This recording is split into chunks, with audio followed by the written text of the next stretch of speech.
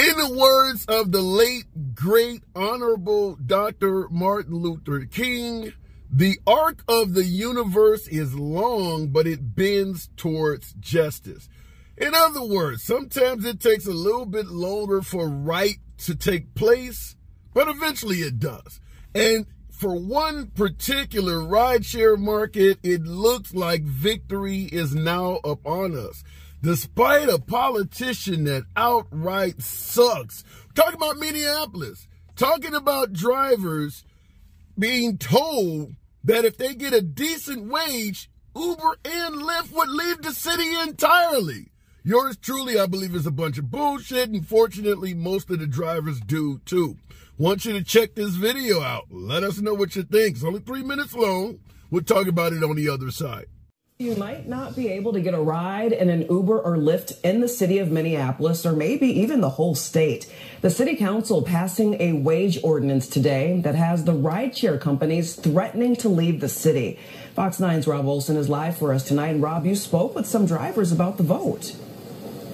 Yeah, who are all very excited about this, saying that they like doing this. Many of them do it on the side, but they say they feel like the payment structure has simply become unfair here. Now, Mayor Jacob Fry is promising to veto this as soon as it hits his desk. It will do so in the morning. The council meeting went so long today that the city clerk wasn't able to get it typed up yet today. He'll do it tomorrow. Critical that this ordinance that the city council didn't wait till tomorrow when the Department of Labor rideshare wage study is due to be released. The city council saying, though, they can always change the ordinance if they want to. And it's very simple. Treat the drivers right and you stay in our state. Rideshare drivers say the now passed Minneapolis ordinance requiring pay that equals a $15 minimum wage is long overdue. Uber and Lyft says he'll probably have to pull out. Do you believe him?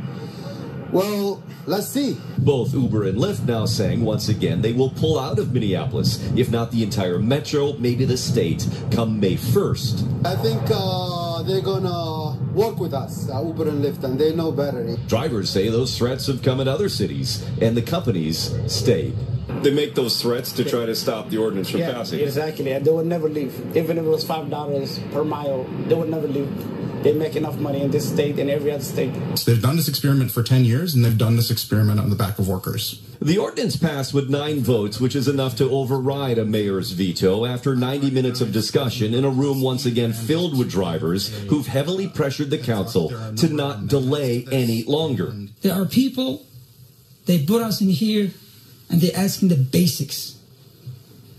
I'm not okay. Uber is staying if they're going to continue using a cheap labor. Criticism came immediately from the Minneapolis Chamber, who said the vote could be taking away a transportation option used by so many, and the Downtown Council, who said, frankly, it would be embarrassing and would diminish our standing as a world-class destination. Drivers are not worried. A different company might come in and they might say, okay, we'll give you guys 80% of what we make, and we'll get 20%. And then, we'll go work for them, And the implementation originally was going to be April 1st, pushed back to May 1st today to give other rideshare companies that the council members have heard from time to kind of get organized and get ready to go. So apparently there's some others in the works. We'll see who they are here coming up, and we'll see if Uber and Lyft stick to their threats here. But again, a big study coming out tomorrow from the state about rideshare wages, too, that could, again, be tackled at the legislative level here in Minnesota. Rob Olson, Fox 9. Now, you've seen the title, Uber and Lyft to leave Minneapolis by May 1 after ordinance passed. Now, drivers are getting what they want. And before it was April 1st, they were threatening that if this passed, they would leave by April 1st. April 1st, too damn close, so now they pushed it out to May 1st.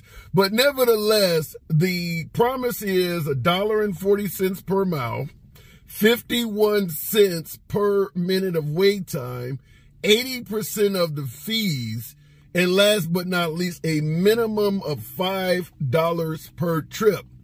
I want to talk about some of the comments. Actually, in regards to this video, which is featured on YouTube, I'll go ahead and link it in the description. You got passengers and drivers that are in the comment section. Here's one that I thought really resonated. If Uber Lyft can't succeed without paying below minimum wage, then they shouldn't be operating.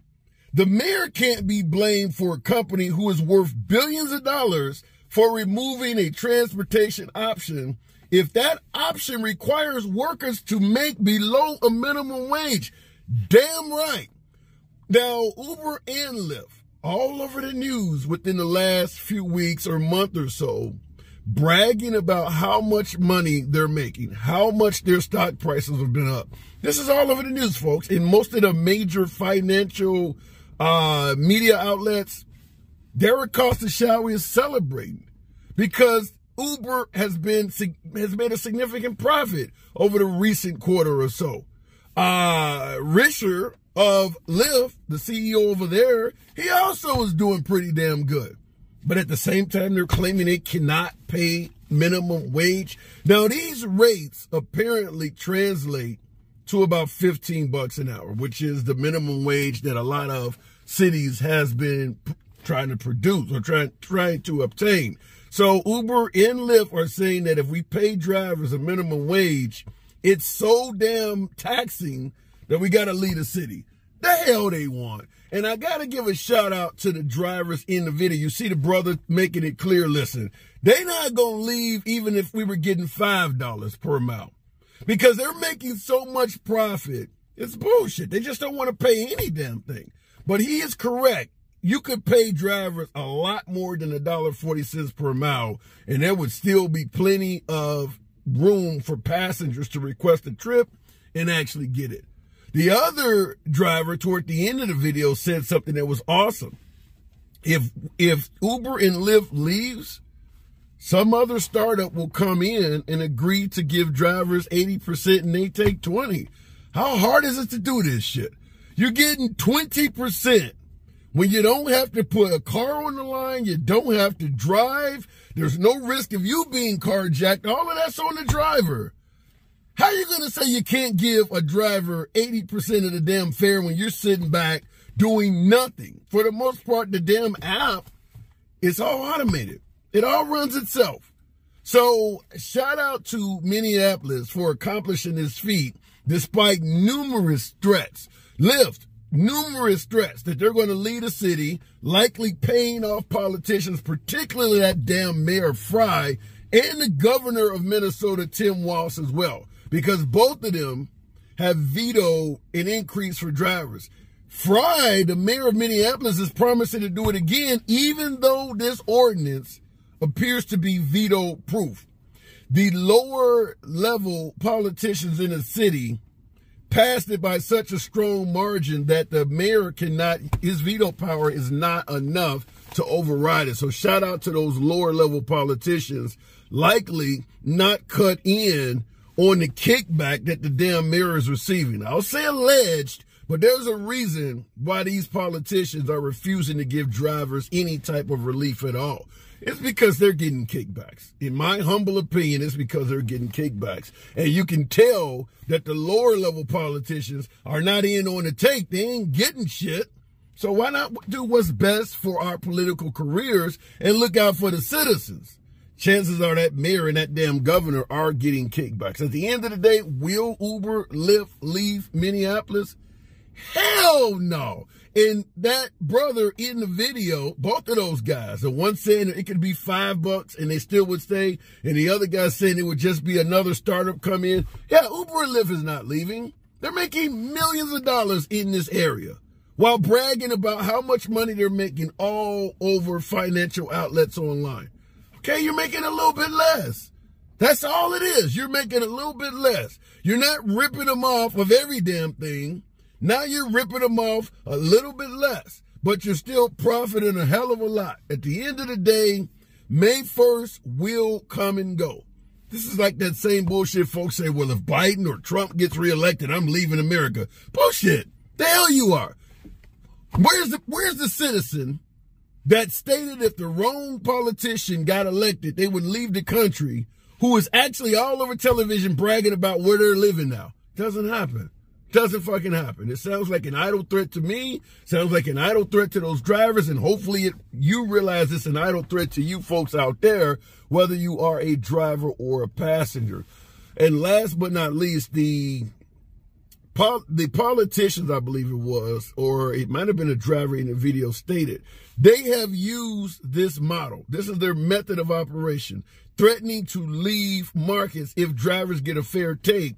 He stated they've tried this over and over again, and we've seen it doesn't work. In other words, when they gave drivers, I think it's $1.50 a mile in Seattle, they threatened to leave there as well. Neither one of them left. They said the same shit when it came to giving drivers better pay in New York.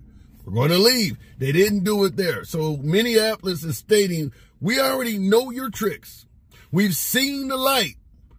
We have other cities to use as an example. We know what you're saying is bullshit. Good day for drivers in Minneapolis, in that area. Congratulations to you folks. And by the way, any driver in any other city, this is your path to success.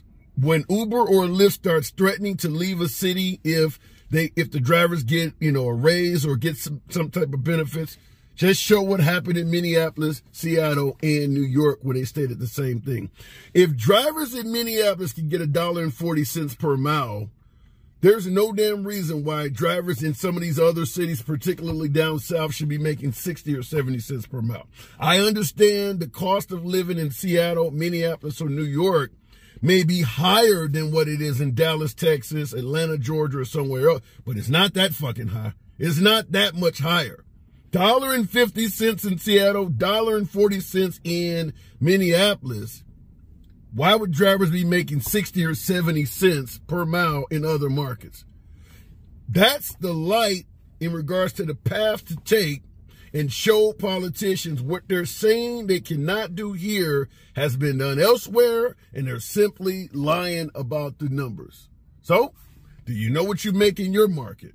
It's your boy Tim. As always, feel free to smash that like button, subscribe to the channel, and I'll see you in the next video.